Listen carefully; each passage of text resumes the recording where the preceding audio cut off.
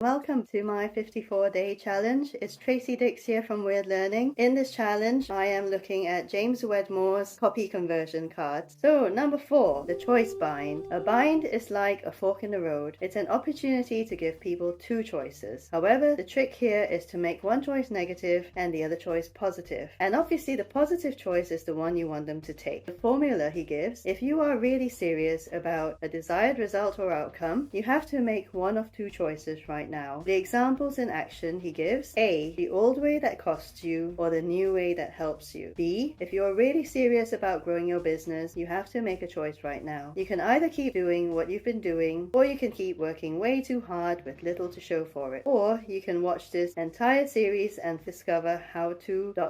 I would say that any writing style that is too emotive is not really suitable for academic writing. So you won't kind of talk in terms of costing a person individually, but it might be applied, for example, to groups of people. And there is a very good example of this. It's not an academic text as such, but it's a very well-researched publication. This is Invisible Women by Caroline Criado Perez, and she basically talks about research bias in many different areas and how many research fields basically don't disaggregate data according to gender, so that the results reflect what happens in male bodies but not to female bodies, and how women are basically excluded from certain medical trials and things like that because our bodies follow a cycle and it's considered a little bit too messy to think about. So that's a really good resource, and I would highly recommend that anyone reads it. It's a really important book. However, so to adapt one of James's examples, I would say that instead of using "if you're really serious about X," you would take it to a more kind of objective tone of voice. For example, in order to advance the research field, it would do well to invite or include much more diverse range of researchers to contribute because of the diversity of perspectives and approaches that they would bring to the table, or that they would kind of bring to the sector or the industry. I would use words like that over the kind of "you" and the "I's." However, I do have a quick message for many of you students, actually. So in terms of what he says about how you can either keep doing what you've been doing, way too hard with little to show for it, I would say that if you're the kind of student who tends to get overwhelmed by the range of literature that you read when you're preparing for an assignment, because you tend to read everything and then you get kind of confused because of the multitude of perspectives and perhaps some conflicting points of view, which you would tend to get depending on what is the scope of the evidence that is being studied for a paper, that would tend to happen. My recommendation, just kind of drawing on this language pattern, is that you should analyze your essay topic first in a lot of detail. So pick out the instruction, the main topic, the subtopic, and any other context or aspects, any other information, and really